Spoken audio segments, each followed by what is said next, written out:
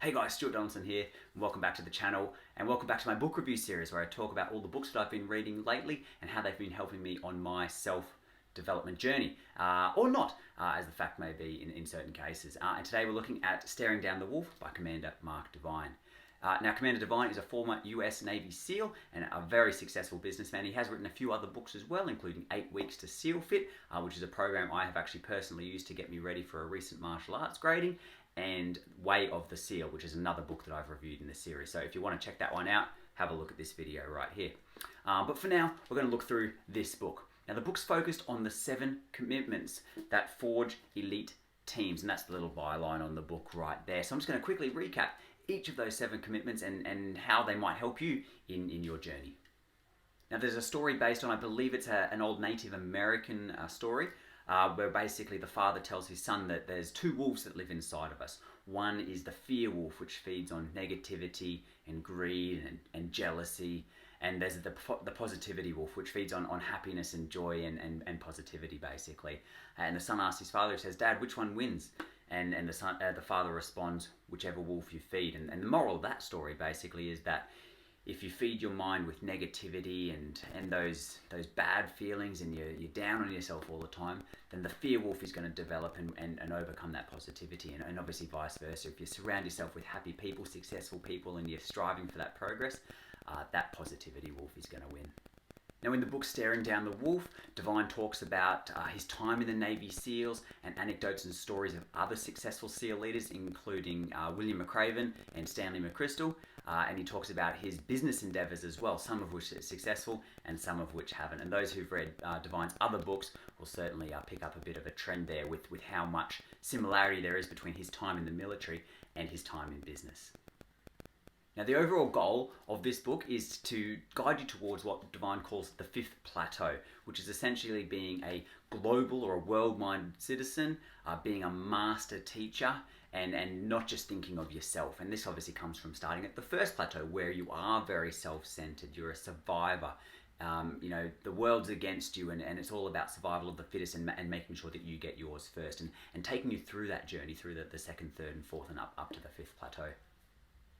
The first commitment is to commit to courage, to stare down the fear of risk. Learn to take a stand, to have integrity, and don't be afraid to stand up for what you believe in. The second commitment is to commit to trust, to stare down the fear of failure. Learn to have humility, to follow through with your commitments, and to be transparent and truthful. The third commitment is to commit to respect and stare down the fear of judgment. Learn to have integrity, authenticity, and clarity.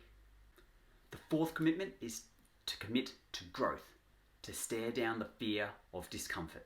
Learn to challenge yourself, learn to find mentors, and learn to identify gaps in your knowledge and your performance. The 5th commitment is to commit to excellence, to stare down the fear of being unique. Learn to have curiosity, to be an innovator, and to see what others don't see. The 6th commitment is to commit to resiliency, to stare down the fear of obstacles.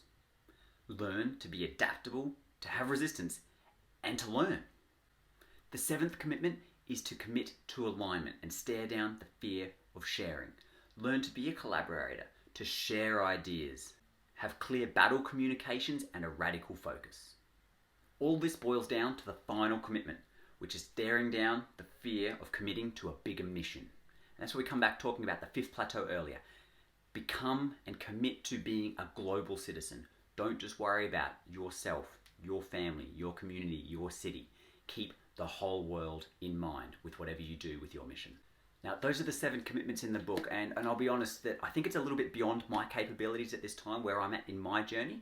It does require a lot of deep reflection and introspection, and it's not that I don't believe in this book at all. It's a fantastic book.